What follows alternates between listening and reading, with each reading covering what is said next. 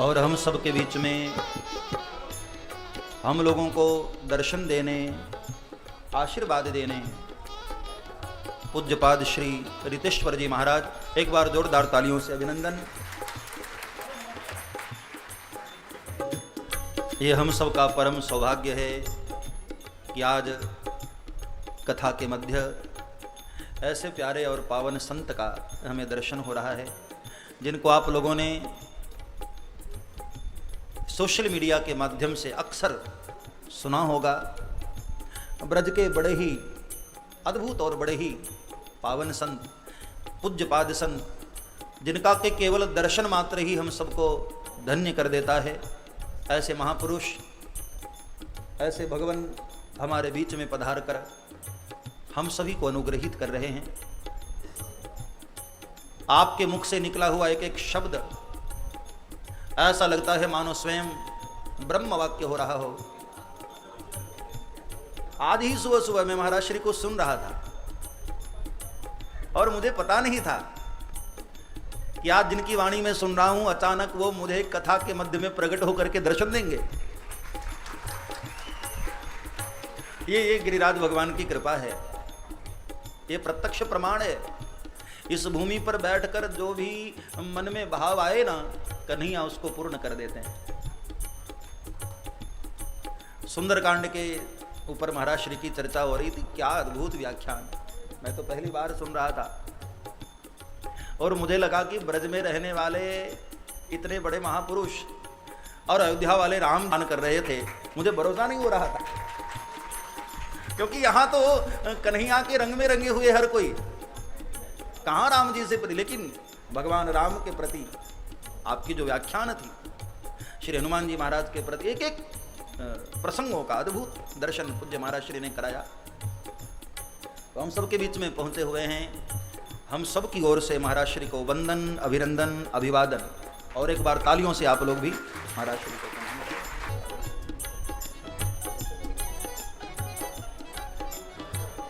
ऐसे महापुरुषों का एक एक क्षण बहुत कीमती होता है। तो महाराज श्री का मैं ज़्यादा समय नहीं लूँगा, जितनी देर महाराज श्री को, भाई संतों की तो मस्ती होती है, मस्ती आई तो मना भी कर सकते थे और जा भी सकते हैं, लेकिन महाराज श्री ने कृपा करके हम सबको अनुग्रह किया है। तो मैं महाराज श्री के लिए निवेदन करूँगा कि आ ही गए हैं तो हम सब को भी अपनी वाणी का प्रसाद थोड़ी देर के लिए दे दें, और उसके बाद महाराज श्री की इच्छा है जितनी देर बैठना हो, जितनी देर महाराज श्री अपनी आनंदवश बैठना चाहें, महाराज श्री की मर्जी है। बाकी हम लोग आ गए हैं तो भाई मनुष्य तो स्वार्थी होता ही है ना, तो अपना स्वार्थ रहता है कि भाई उनकी वाणी का भी प्रसाद हम लोगों को मिल जाए, आपके साथ साथ मैं भी उस प्रसाद को ग्रहण कर लूंगा। कृष्णाय वासुदेवाय हरये परमात्मने प्रणतक्लेशनाशाय गोविंदाय नमो नमः। चलो सखी वहाँ चलें जहाँ बसत ब्रजराज, गोरस बेचत हरि मिले एक पंथ दुई काज। भगवान श्री गिरिराज जी की अहेतु की कृपा, आप सब गिरिराज जी की तलहटी में बैठकर देश के ख्याति प्राप्त बहुत ही अद्भुत सबके प्रिय लाडले संत श्रद्धेय श्री चिन्मयानंद जी बापू के मुखाम्भोज से प्रवाहित हो रही राम कथा भागीरथी की धारा का आस्वादन कर रहे हैं। भगवान की बहुत कृपा है कि दास को भी सौभाग्य मिला गिरिराज जी को प्रणाम करने का, और गिरिराज जी में चल रहे राम कथा मंदाकिनी में क्षण भर के लिए भी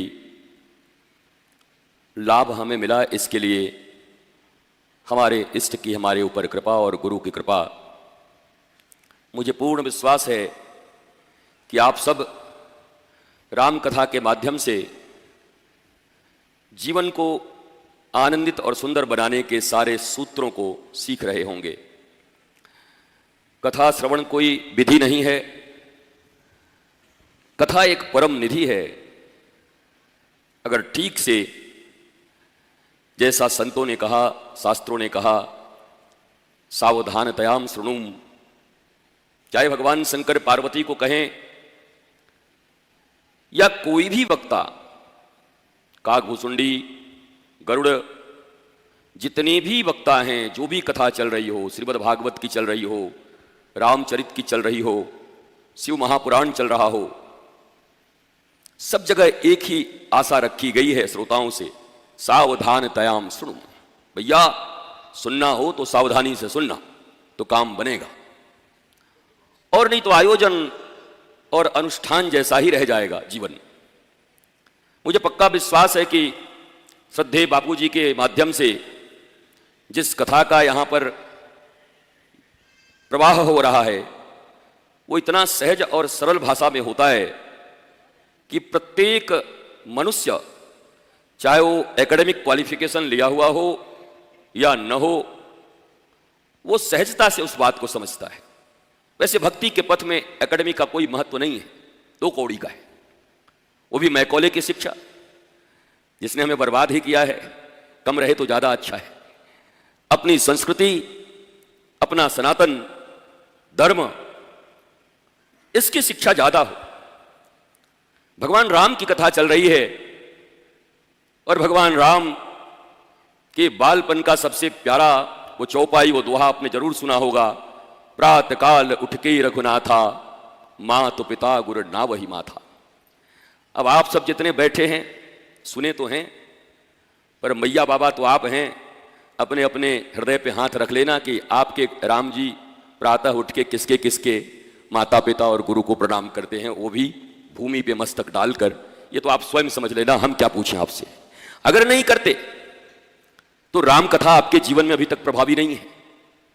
आपकी ही संतानें आपको प्रणाम नहीं करती, आपके ही बच्चे आपको, आपके पति को, गुरु को प्रणाम नहीं करते प्रातः उठकर। और हम तो कभी कभी मस्ती में कहा करते हैं कि तब था प्रातः काल उठ के रघुनाथा, माता पिता गुरु ना वही माथा, और अब है प्रातः काल उठ के अनाथा, मोबाइल में मार ही माथा। अब मोबाइल ही में माथा मार रहा है, प्रातः हुआ नहीं कि मोबाइल में माथा मार रहे हैं। अब बताओ, राम कथा, भगवान राम उस कथा के नायक हैं, और वो नायक प्रातः उठकर अपने माता पिता और गुरु को मस्तक झुकाकर प्रणाम करते हैं। हम कथा सुन रहे हैं, बापूजी की कथा तब सफल हो जाए जब यहां कम से कम इन 9 दिनों में जितने लोग कथा का श्रवण कर रहे हैं, उनके घर में उनके बालक प्रातः उठकर प्रभु और ईश्वर को प्रणाम करना शुरू कर दे, तो यह कथा सफल हो जाएगी, बहुत बड़ी बात हो जाएगी। बालकांड तो आ ही जाएगा तुम्हारे जीवन में कम से कम। पहले बालकांड घट जाए, फिर बाद का कांड देखते हैं। एक कई बार में उत्तरकांड में कैसे पहुंच जाए। एक एक करके अगर जीवन में ये बातें आने लगी। दूसरी एक छोटी सी प्रसंग है, भगवान राम वहीं रहते हैं और जाते कहां हैं? बोला गुरुगृह पढ़न गयो रघुराई, अल्पकाल विद्या सब पाई। मम्मी पापा ने ट्यूशन लगाई, बची बचाई बुद्धि भी भ्रष्ट हो गई, खत्म हो गई। गुरुजी आके पढ़ा रहे हैं घर पे, और राम जी गुरुजी के घर पे जा रहे हैं पढ़ने के लिए। अल्पकाल विद्या सब पाई। अब ये ट्यूशन टीचर और प्रीचर, इनके प्रति वो श्रद्धा आपकी कभी नहीं होगी, क्योंकि आपने खरीद लिया है। ट्यूशन टीचरों के साथ कैसा व्यवहार होता है वो तो आप लोग घर में देखते हैं कि मार साहब हाँ कल मत आइएगा। हाँ क्यों? बोला साले साहब की शादी है। जी अच्छा ठीक है ठीक है। साला की शादी है, कल मत आइयो, कोई बात नहीं। मार साहब 3 दिन नहीं आए, वेतन कट जाएगा। नहीं नहीं नहीं, मां बीमार हो गई थी। कहीं कोई संबंध रह गया गुरु शिष्य का? एक कर्मचारी का, एक नौकर का, जैसे एक नौकर के साथ बर्ताव है, वही व्यक्ति आकर के आपके बच्चों को शिक्षा दे रहा है। अब कितना श्रद्धावान होगा वो? माता पिता की कितनी श्रद्धा करेगा, इस राष्ट्र की कितनी श्रद्धा करेगा, इस संस्कृति की, भगवान की कितनी श्रद्धा करेगा, गुरु की नहीं कर सकता। क्योंकि उसने देखा है, बाप बड़ा ना भैया, सबसे बड़ा रुपया ताता थैया। इस दुनिया का एक ही नियम है, कोई बड़ा नहीं है, पैसे से सब काम होता है। और वो भी वही शिक्षा लेके बड़ा हो रहा है। तो ये दो नियमों का उल्लंघन तो कर ही रहे हो आप सब, हम सब। पहला तो ये प्रातःकाल उठ के वो हो नहीं रहा है, गुरु गृह गए वो हो नहीं रहा है। अब आ जाओ, राम जी बड़े हो गए, राम जी के घर में ही मंथरा मौजूद है। कभी कभी लोग पूछते हैं बापू कि आप संत हैं, आपके आसपास में गड़बड़ लोग कैसे हैं, हमको आप पे भी शंका हो जाती है। हम भी ये पूछते हैं, साक्षात परमेश्वर के घर में मंथरा क्या कर रही थी, हमको कहीं परमेश्वर पर न शंका हो जाए। राम जी पे कहां थी मंथरा, कहां थी? राम जी के घर में ही तो थी। राम जी कोई बालक है, पूर्ण ब्रह्म परमेश्वर है। अतः ये प्रश्न आधारहीन, आप तो ठीक हैं पर आपके आसपास वाले बड़े गड़बड़ हैं। और ऐसे भी महाराज, हॉस्पिटल में जरूरत बीमार की है कि स्वस्थ लोग हॉस्पिटल में आएंगे। तो जहां संत रहेंगे, आसपास में जो लोग रहते हैं, बुरा मत मानना भैया, आसपास रहने वाले हमारे साथ भी आए, छोड़ न दे हमको आज के बाद कि बताओ भरी सभा में जाकर के हमको बीमार बोल दिया। तो संत के आसपास कौन रहेगा? या तो जिसके जीवन में और सबके जीवन में कुछ न कुछ खामी है, उन खामियों से उपरत होकर इस जीवनानंद को हम उपलब्ध हो सकें, इसके लिए संत शरण हम ग्रहण करते हैं। तो आसपास में कौन है इससे कोई मतलब मत रखिए। गुलाब का एक फूल वो खिलता है, कांटे हजार होते हैं, पर आपको जानकर आश्चर्य होगा कि उसको कांटे का पौधा नहीं कहा जाता, गुलाब का पौधा कहा जाता है। हजारों कांटों के बीच बापू चमक रहे हैं फूल की तरह। उनकी वाणी की तरफ ध्यान रखिए। राम कथा रस जो प्रवाहित कर रहे हैं, उस कथा का रसपान करके अपने अपने परिवार और अपने जी, कई माता जिन्होंने राम जी को अपना दुग्धपान कराया, स्तनपान कराया बचपन में, वही माता, अब तात्विक दृष्टि से मुझे जवाब मत देना, तत्व मैं भी जानता हूं, तत्व और लीला का मिश्रण मत किया करो। ये वृंदावन है, गिरिराज है, तत्व अलग है, लीला अलग है। लीला दर्शन का अधिकार उन्हीं को है जो तत्व को समझ चुके हैं। अन्यथा हमारे जैसे लोग अगर लीला दर्शन करने जाएं तो उनके भगवान के चीर हरण में भी दोष नजर आता है। और भारत का इससे बड़ा दुर्भाग्य क्या होगा कि भारत के गलियों और मोहल्लों में कोई शर्मा जी के बेटे और बेटी कहीं भाग जाएं तो लोग कहते हैं आजकल रास लीला चल रहा है। अरे जीवात्मा और परमात्मा के मिलन के इस महारास को शरीरों के मिलन का बात कहने वाला ये भारत नहीं हो सकता, ये विदेशी संस्कृति हो सकती है। रोक लगाओ इस पर। महाराज जी आजकल रास लीला चल रही है। भैया रास लीला, डांडिया दो डंडे उठाए और डंड डंड करने लगे और रास लीला हो गई। रास का अर्थ पता नहीं, संस्कृत पता नहीं, लास्य पता नहीं, रास्य पता नहीं, और रास लीला को पता नहीं। बोले उन दोनों के बीच रास लीला चल रहा है। जिस देश के नौजवान, जिस देश की संस्कृति के वाहक लोग अपने ईश्वर के इस परम लीला के विषय में ऐसी घटिया धारणा रखते हो, उस देश में कितना उत्थान हो सकता है, कितनी प्रगति हो सकती है।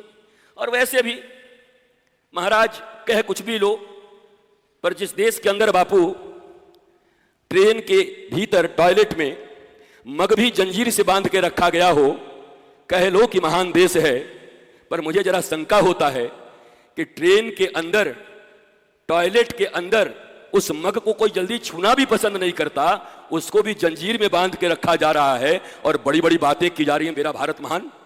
पहले वो तो बचा लो, जिस दिन वो जंजीर से मुक्त हो जाए तो हम भी घोषणा कर देंगे मेरा भारत महान। जब तक जंजीर में वो मग लगा हुआ है तब तक हमको शंका है कि मेरा भारत महान। वो मग चुराने वाले भी भारत में मौजूद हैं लोग। महाराज कहां नैतिकता है? अरे बातें कहने से नैतिक नहीं बन जाओगे, आपको अपने जीवन में इसको पीना पड़ेगा। माता ने राम को दूध पिलाया, इतना प्रेम करती, पर 1.5 मिनट की संगति हो गई मंथरा और कैकेयी की, और उस 1.5 मिनट की संगति में भगवान का वनवास, पति का स्वर्गवास, और जिस पुत्र के लिए ये सब की वो गड्ढे खोद करके जमीन पे भी नहीं रह पाए, 14 साल तक गड्ढे में निवास करते हैं। ऐसी मंथराओं के चक्कर में पड़कर मेरी माताओं, अपने घर से राम को दूर मत जाने देना, अपने पति को कहीं मत जाने देना, अपना परिवार बिखरने मत देना। ये 1-1.5 मिनट की संगति अजामिलोपाख्यान में भी आती है कि 30 सेकेंड का एक डर्टी सीन देख करके अजामिल जैसा मातृ पितृ और गुरु भक्त कितना बदल जाता है कि वह एक वेश्यागामी बन जाता है। इसलिए 30 सेकेंड, और अब तो कमाल है, वेब सीरीज पे वेब सीरीज है, 30 सेकेंड में अजामिल बदल जाता है और हम वेब सीरीज देख के भी बचे हुए हैं। बड़े महान लोग हैं हम लोग, बचे बचे कुछ नहीं है। सब ऊपर से चल रहा है। तो दूसरी तीसरी शिक्षा यह हुई कि हम मंथराओं से थोड़ा सावधान रहें। और मैं सब जगह कहता हूं, अच्छा मंथरा कहने से माता को मत समझ लेना, मंथरा बुद्धि है, तुम भी मंथारा हो। वो जो उस साइड बैठे हुए हो ना, वो उधर देख रहे हैं कि साहब ये मंथरा, तुम भी मंथारा हो। बुद्धि जिसकी, युधाजीत, शकुनी, ये सब कौन लोग हैं? जिसकी बुद्धि मंथर हो गई हो, जिसकी बुद्धि ज्ञान की दिशा में, ईश्वर की दिशा में, आनंद की दिशा में, प्रेम करुणा की दिशा में न चलती हो, वह बुद्धि मंथर है, वही मंथरा है। अब आगे बढ़ जाओ। चूंकि रामचरितमानस की कथा हो रही है, हमको जानकर बड़ा आह्लाद हुआ कि महाराज अगर हमको नहीं बताते आते आते तक, तो हमको बता के रखे थे श्रीमद् भागवत की कथा हो रही थी। यहां आके बताए महाराज जी राम की कथा हो रही है। कि तुम्हारे ऐसा आदमी रहे तो हमको तो मरवा दे कहीं ले जाके। महाराज बताओ, तुम राम कथा को भागवत कथा बता के ले जा रहे हो तो हमारा क्या होगा? तो भगवान राम के इस रामचरितमानस में एक प्रसंग और देख लेने की जरूरत है। हनुमान जी के ऊपर सुंदर कांड तो बहुत दिव्य है।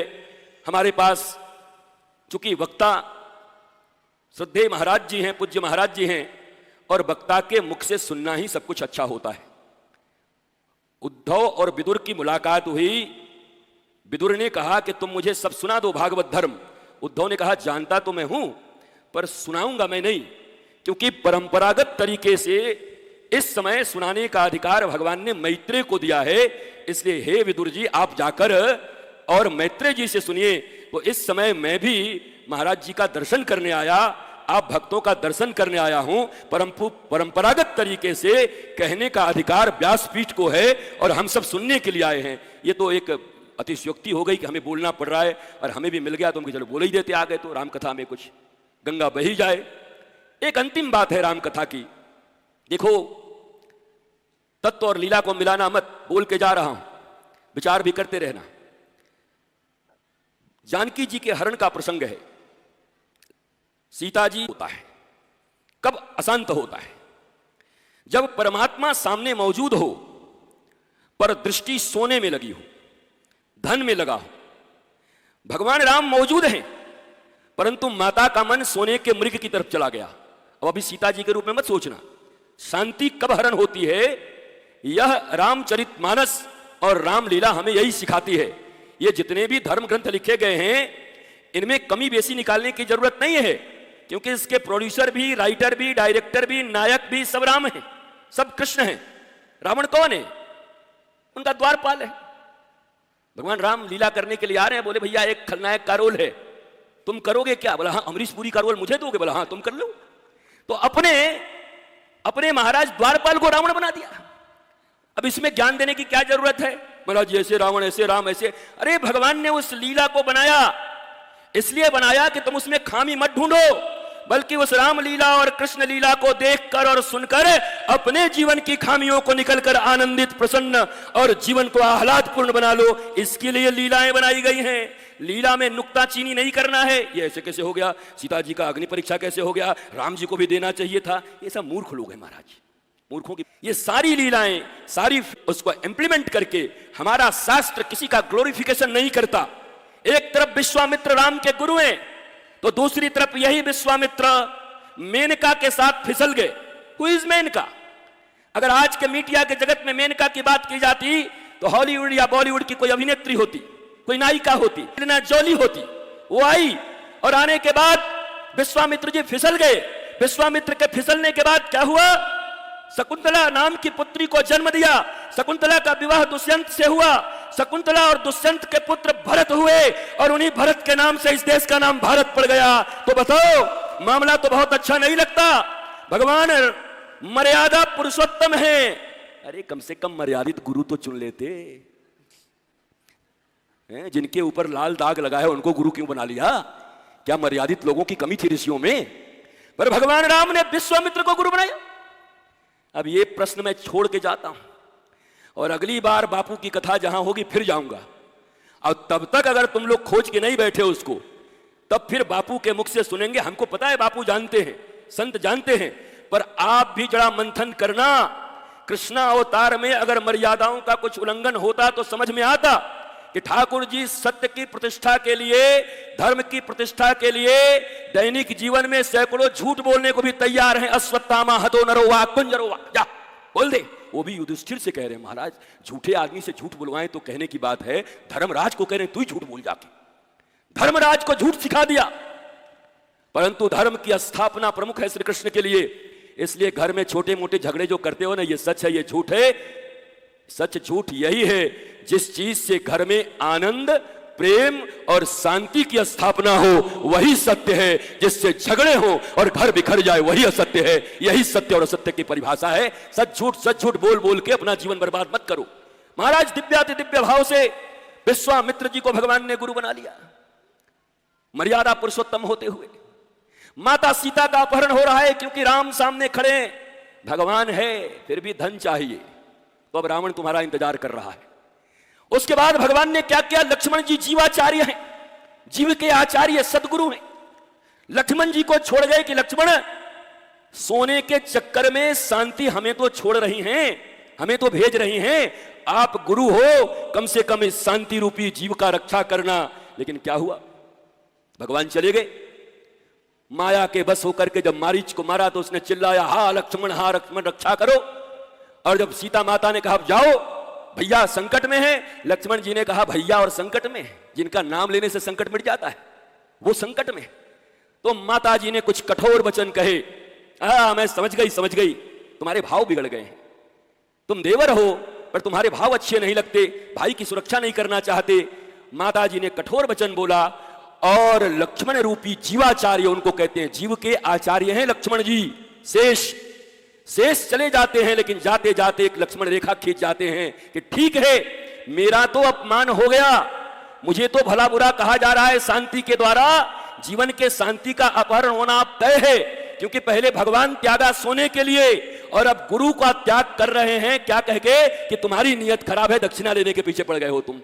अब गुरुदेव को भी भगा दिया। गुरुदेव ने जाते जाते कृपा की लक्ष्मण रेखा सत्संग की खींच दी। ठीक है मैं तो जाता हूं, पर इतना करना कि ये शास्त्र की जो वाणी है, ये भगवान की जो वाणी है, ये ऋषियों की जो वाणी है, ये गुरु की जो वाणी है, इस वाणी के लक्ष्मण रेखा का उल्लंघन मत करना, तो तुम्हारी सुरक्षा खतरे में नहीं पड़ेगी। परंतु वह जीव जो शांति को धारण किए हुए था, पहले परमात्मा का परित्याग धन के लिए करता है, फिर गुरु का त्याग करता है, उनको उल्टे पुल्टे शब्द कहता है। और जब गुरु शास्त्र और संत की वाणी और प्रभु की वाणी देकर जाते हैं, तो उसका भी लौकिक धर्म के नाम पर कि मैं छत्राणी हूं, मेरे द्वार पर कोई आया है तो जहां से भिक्षा मांगेगा मैं वहां जाकर भिक्षा दूंगी। यद्यपि बापू लोक धर्म का पालन परम धर्म के आगे 100 बार त्यागने के लिए भगवान ने कहा है। हमारे श्रीमद् भागवत में ही है, धर्मम भजस्व सततम त्यज्य लोक धर्मान सेवस्य साधु पुरुषान जहि काम तृष्णाम अन्यस्य दोष गुण चिंतनमास मुक्तवा सेवा कथा रसमहो नितराम पिबत्वम। भगवान कह रहे हैं सर्वधर्मान परित्यज्य मामेकम शरणं व्रज अहं त्वा सर्व पापेभ्यो मोक्षयिष्यामि मा शुच। सब धर्मों का परित्याग कर, कमाल है, भगवान का अवतार धर्म की स्थापना के लिए होता है, धर्म के मार्ग पर चलाने के लिए होता है, और श्री कृष्ण कह रहे हैं सब धर्मों का परित्याग कर दे। बड़ा कंट्राडिक्टरी बात है। भगवान तो धर्म में प्रवृत्त करते हैं, भगवान धर्म से जोड़ते हैं, और भगवान श्री कृष्ण ललकार के कहते हैं सर्वधर्मान परित्यज्यम, छोड़ सब धर्मों को। कमाल है भाई, कौन धर्म को छोड़ने के लिए कह रहे हैं? इसलिए कह रहे हैं कि वाल्मीकि रामायण में लिखा है रामो विग्रहवान धर्म, जब तक मैं अवतार के रूप में साक्षात ईश्वर इस पृथ्वी पर हूं तो मैं ही चलता फिरता धर्म हूं, मेरी शरण में आ जा, तुम्हारे द्वारा समस्त धर्मों का पालन हो जाएगा। इधर उधर के किताबों में फंसने का काम मत करना। जब जीवंत अवतार हो तो वह अवतार ही धर्म के मूल है। माता जी ने परमात्मा का अपमान किया, माता जी ने गुरु का अपमान किया, माता जी ने गुरुवाणी लक्ष्मण रेखा सत्संग की उसका अपमान किया। अब इतने अपमान करोगे तो रावण तो आएगा ना जीवन में, रुलाने तो आएगा ना। फिर इतने अपमान के बाद रावण आता है और माता का अपहरण करके अशोक वृक्ष के नीचे रख देता है। यह भी कमाल की बात है, नाम है अशोक और नीचे जो बैठी है माता जी बहुत है शोक उनको। अर्थात परमात्मा गुरु और गुरुवाणी से दूर अगर अपने आप को किसी ने कर लिया तो दुनिया में अशोक का वृक्ष भी उसके शोक का हरण नहीं कर सकता। फिर हनुमान रूपी सदगुरु को आना पड़ेगा, तब जाकर माता को शांति प्राप्त होगी। ये बात भी अपने जीवन में अपना लेना। कभी धन के लिए परमात्मा का परित्याग मत कर देना, कभी इधर उधर की बातों के लिए गुरु का परित्याग मत कर देना, कभी इधर उधर की बातों के लिए शास्त्र और सत्संग की मर्यादाओं का लंघन मत कर जाना, नहीं तो रावण तुम्हारा अपहरण करेगा, अवश्य करेगा, और तुम्हारे जीवन की शांति मिट जाएगी। अब अंतिम बात कह के विश्राम देता हूं। जीवन में कोई शोक हो, दुख हो, कष्ट हो, तकलीफ हो, तो रामचरितमानस हमें एक राह बताती है। राम जी के पिताजी ने जिस मार्ग का अनुसंधान किया वही मार्ग हमें अपनाना है। एक बार भूपति मन माही, फिर क्या हुआ? भयो गलानी मोरे सुत नाही। तो कहां गए? फूफा घर गयऊ महिपाला, मौसा घर गयऊ महिपाला, क्लोज फ्रेंड के घर गयऊ महिपाला, दोस्त के घर गयऊ महिपाला, साला साली के घर गयऊ महिपाला, बेटा बेटी के घर गयऊ महिपाला, मम्मी पापा के घर गयऊ महिपाला। नहीं, एक बार जब चक्रवर्ती नरेश दशरथ जी को दुख हुआ, ग्लानि हुई, तो कहां गए? एक बार भूपति मन माही, भयो ग्लानि मोरे सुत नाही, गुरु गृह गयहु तुरत महिपाला, शरण लागी करे विनय विसारा। ये भी सूत्र है जीवन का। भैया कभी जीवन में दुख आ जाए ना, कष्ट आ जाए ना, तो इधर उधर मत दौड़ना। राम जी के पिताजी ने जो मार्ग दिखाया है कि जीवन में ग्लानि हो गई, दुख हो गया, तो एक द्वार सदा खुला है। कौन? बोला गुरु गृह गयऊ तुरत महिपाला। जैसे ही गुरुदेव भगवान के शरण में जाएंगे तो देखेंगे दुखों का विनाश हो जाएगा। उपाय बताएंगे। फिर इन ऋषि के पास जाओ। भैया आओगे बापूजी के पास, आपके गुरुजी हैं, बापूजी ऐसे ऐसे चिंता में हैं, हो सकता है बापूजी कह दें आप चले जाइए वृंदावन, वहां पर पूज्य रितेश्वर जी हैं, बड़े अच्छे संत हैं, वहां से आपका समाधान हो जाएगा। जैसा गुरुदेव ने कहा कि आप जाओ, श्रृंगी ऋषि को बुलवाओ, पुत्रेष्टि यज्ञ करवाओ और आपको पुत्र की प्राप्ति होगी। इतने में महाराज कितने गुरु छोड़ देते हैं बताओ? गुरुजी डायरेक्ट कोई मंत्र हमको नहीं दिए, ओम नमः स्वाहा कर देते तो हमारा काम बन जाता। हम कह रहे हैं जाके यज्ञ करवाओ, ऋषि बुलवाओ, इतना मेहनत करें, तब गुरुजी किस काम के? हम गुरुजी के पास आए थे, ओम नमो करते और 2 बेटा हो जाता तो बड़ा अच्छा होता, चमत्कार हो जाता। पर गुरुदेव भगवान ने कहा नहीं भैया, जिस विधि से जो कार्य होना है उसी विधि से करना होगा। गुरु की आज्ञा मानकर करोगे तो हे दशरथ जी, एक नहीं 4 मिलेंगे, और वो भी पूरी दुनिया नहीं ब्रह्मांड में नाम करने वाले मिलेंगे, आपको तारने वाले मिलेंगे। यही राम कथा का सार मैंने छोटा सा पाया है जीवन में। मंथराओं से बचना, अपने बच्चों को प्रातः काल में माता पिता और गुरु को प्रणाम करने सिखाना, और जीवन में परमात्मा हो, गुरु हो, तो कभी धन के कारण या क्रोध के कारण न तो परमात्मा का त्याग करना, न अपने गुरु संत ऋषि का त्याग करना, न सत्संग भजन और अपने गुरु के द्वारा दी गई क्रियाओं का परित्याग करना। तो इस दुनिया में रावण क्या, रावण के बाप दादे भी आ जाएंगे तब भी सीता का हरण होने वाला नहीं है। बस ये 3 चीजें आप जीवन में याद रखिए। भगवान राम की कृपा से, कृष्ण की कृपा से आपका जीवन आनंदित हो, सुखमय हो, शांतिप्रद हो, आप स्वयं आनंद में रहिए और लोगों को आनंद बांटते रहिए। यही विनती करते हुए, प्रार्थना करते हुए भारत की संस्कृति को बचाते रहिए, और संस्कृति बस इसी से बच जाएगी। तुम्हारा बच्चा मोबाइल में माथा मारना छोड़ करके माता और पिता के पैर में और गुरुजी के पैर में माथा मारना शुरू कर दे तो सनातन संस्कृति की रक्षा घर में बैठे बिठाए हो जाएगी महाराज, एक छोटे से काम से हो जाएगी। बहुत बहुत प्रणाम करता हूं आप सबको। हम जब एकदम ऑक्सीजन मास्क पे थे और मृत्यु अपना पूरा पंख फैला दी थी, तो अचानक एक रात्रि को गिरिराज जी के दर्शन की इच्छा हुई, तो हमारे पहलवान जी हमको गिरिराज जी का दर्शन कराए, मास्क लगा के आए थे महाराज। देखो जीवन में मस्ती मत खोना, अंतिम समय भी रहे तो ठाकुर जी के मस्ती में मस्त रहना। हम जानते हैं अंतिम पल है, पर ठाकुर जी तो सब जानते हैं अंतिम है कि अभी शुरुआत है। पर हम सोचे हुए अभी 100 साल जीना है, पर ठाकुर जी को पता है कि अगले ही पल जाना है। इसलिए एक एक पल का सदुपयोग करिए, मस्त रहिए। 10 मिनट के अंदर में तो क ख ग घ भी सिखाना बड़ा मुश्किल है। तुम्हारे छोटे से बच्चे को ABCD और क ख सीखने में 1 साल लग जाते हैं। तो धर्म और आध्यात्म 10 मिनट में नहीं सीखा जाता, ये परंपरा है। उस परंपरा का निर्वाह किया।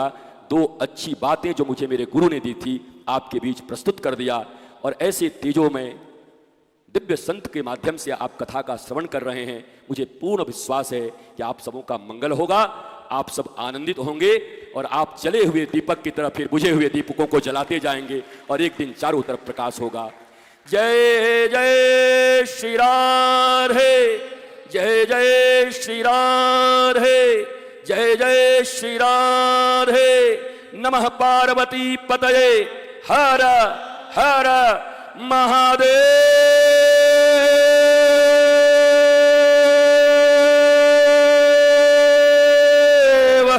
शंभो।